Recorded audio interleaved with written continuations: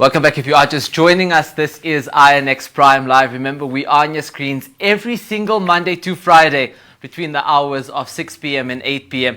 Now, tonight we are chatting to someone who is quite phenomenal. We are chatting to Khathutshelo Mercy Tshivhase, who is also known as Bliss, who turned personal adversity into a powerful force for positive change. Now, she is a dynamic individual who wears many hats. She's an engineering and health sciences graduate, as well as a certified life coach, a public author, as well as an award-winning philanthropist. Now, as the founder of the Blissful Smiles Foundation, she's dedicated to uplifting others and advocating for mental health support, as well as gender-based violence awareness.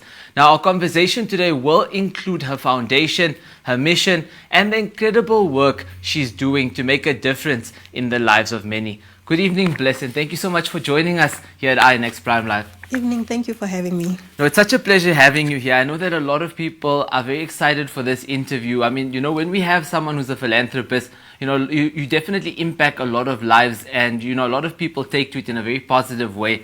But I wanted to know, where did all of this start? How did you decide to actually go out and create a foundation in the first place? And then also, what's the mission of your foundation in particular? So the reason why I started the foundation is because of my own life experiences. I grew up in a community where we were marginalized, and basic needs were not as basic as they should. I grew up not having basic needs like your sanitary pads, school uniforms, and basically also someone who can mentor me as a young child, So basically, when we opened the foundation, or when I started the foundation, the mission basically was for us to reach the marginalized community, to empower them, and not just to give them, because sometimes when people talk about philanthropy, people think of donations only. So what we do is we also do mentoring and coaching to empower young people so that they can be able to do it for themselves going forward. Yeah, definitely. And I mean, a lot of these things are still needed in South Africa. Away from mentorship, we can talk about, sanitary pads and many other things. But I also want to understand, the huge surge of gender-based violence that's happening in the country. We know that the government has put a large budget towards it, but it's still a massive, massive issue in South Africa. How is it linked in terms of activism when it comes to your foundation and making sure that you attack or cause some form of a decline of gender-based violence? So basically, I utilize my own life experiences to raise awareness. So I published a book last year, and the book was basically based on my own life experiences and the abuse that I've endured since I was a child until a young adult. And me sharing my story is basically giving voices to those who have been told to be mute, or those who have been victimized and they feel like they don't have voices. So it's to say, you can talk about your experiences, you can seek help, and so that we can hold our perpetrators accountable. Yeah, definitely. And I mean, also just understanding, when we're speaking to young people, a lot of them will listen, but I think it really resonates with a young person when they can see some form of a relation to the person, you know what I mean? And I think that's something that a lot of people, struggle to really understand. And I think you've actually figured it out, because if you're looking at your journey, and you've been through quite an intense journey in that, I mean, just looking at some of the aspects of your bio as well, anxiety, depression, PTSD as well. A lot of these things are things that a lot of young people are going through, but are very silent about it. Maybe you can perhaps explain to us as well, in terms of, how do you end up motivating and empowering a lot of these young people that interact with you, more specifically on the fact that, you've been through all of these things. How do you motivate them? So basically, we start by educating them and make them understand what mental health is, and to erase the stigma, because there's a lot of stigma surrounding mental health. So we're trying to say, you need to understand what mental health is. You need to understand yourself. You need to seek help, because the first step to healing is to accept and understand that you are going through some stuff, so that you can seek help.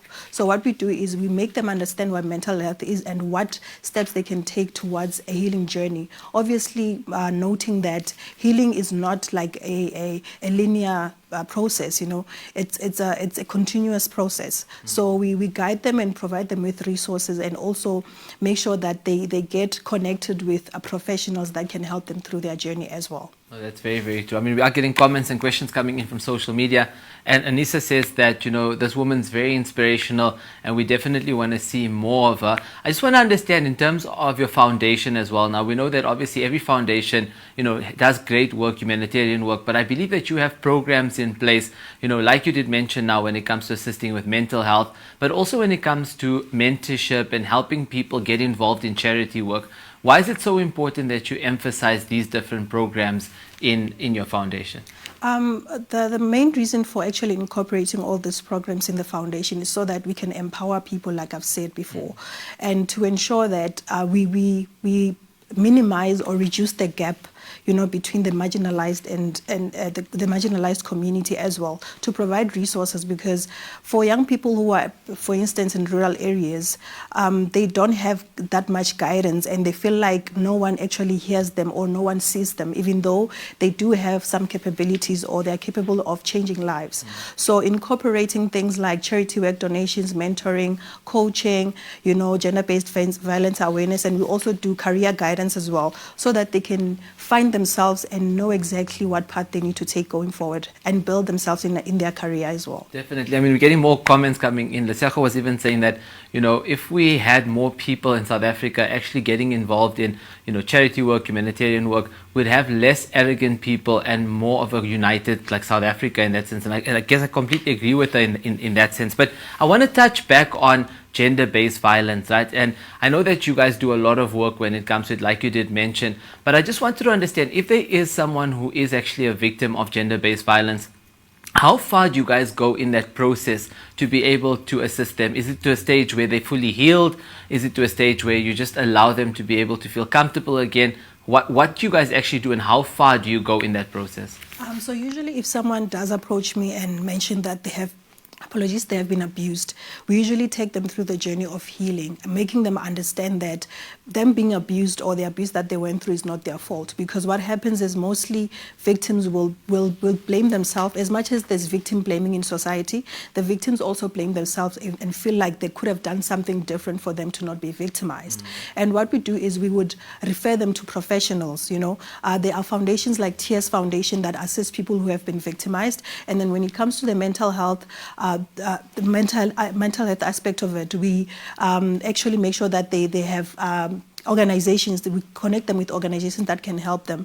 Another thing is that when one goes through abuse, with me, for instance, I actually have PTSD, anxiety, because of the abuse that I've went through. And that was, through a professional to diagnose me and say, you are going through this. So we make sure that the person is comfortable, and then we take them through the journey of healing.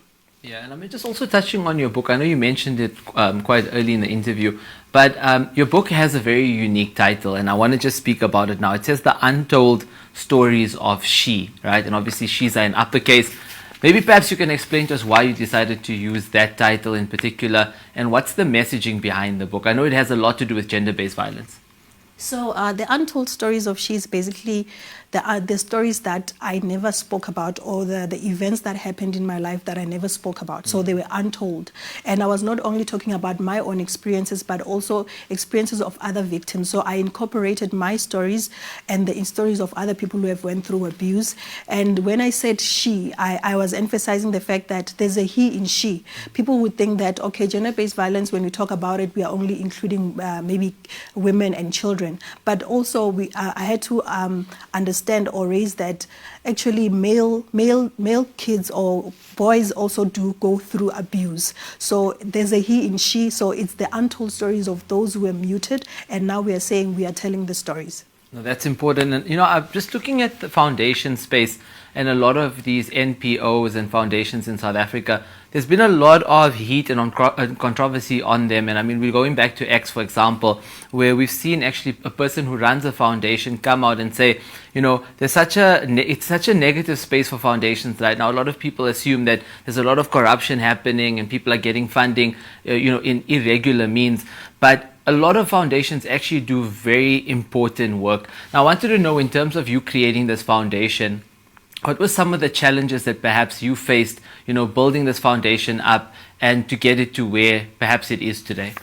So the first thing that I struggled with was finances. Obviously, to run the foundation, to do donations and charity work, I needed funds. So I basically started the foundation from my own pocket, and I told myself that on a monthly basis, I'm going to set aside, some funds so that I can be able to run it. Unfortunately, there are some drives that I won't be able to initiate without funding, maybe from the government or from some corporate, from companies.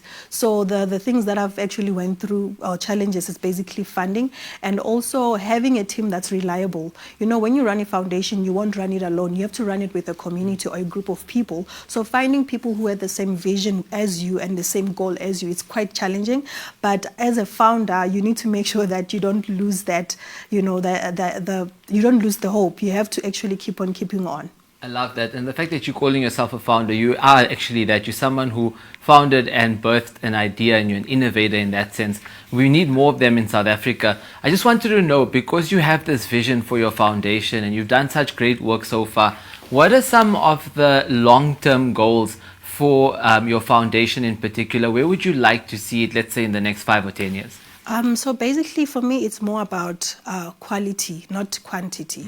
So what I want to make sure is that every person who joins our team, because I usually work with young people, teenagers, and kids and people in their 20s.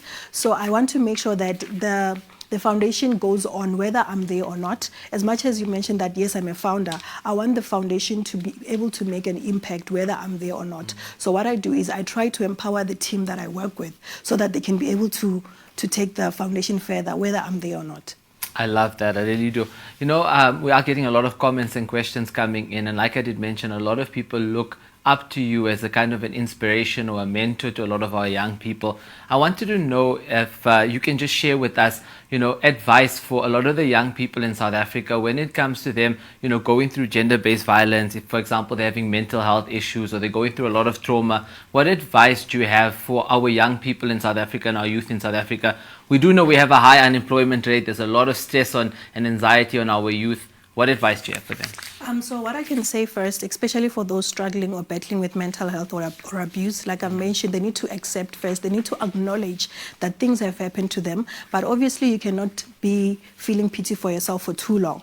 You have to get out from there and empower yourself. I'm a very big fan of education as well. That's why I continue studying. So you have to empower yourself not only with engaging in community initiators, but also with education. There's short courses that one can take to empower themselves. You have to always make sure that you back your your experiences with education as well, and also being authentic. There's a lot of people out there that might compare themselves to other people and feel like they're not enough, but being authentic is very important so that you can understand yourself, understand what your goals are, understand exactly where you want to be or where you want to see yourself in the future. No, that's brilliant. And again, thank you so much for sharing all of these insights with us. And again, thank you for joining us tonight on INX Prime Live. Thank you for having me. No, it's such a pleasure, guys. That is Khathutshelo, who is actually the founder of Blissful Smiles Foundation. Now, they do incredible work when it comes to the spaces of gender-based violence, assisting people with mental health issues, as well as anxiety, trauma, and so much more. So if you guys are out there looking to maybe, for example, volunteer and assist the foundation, you can do that. Or whether you're someone who's a victim and needs assistance, you can definitely get into contact with this foundation.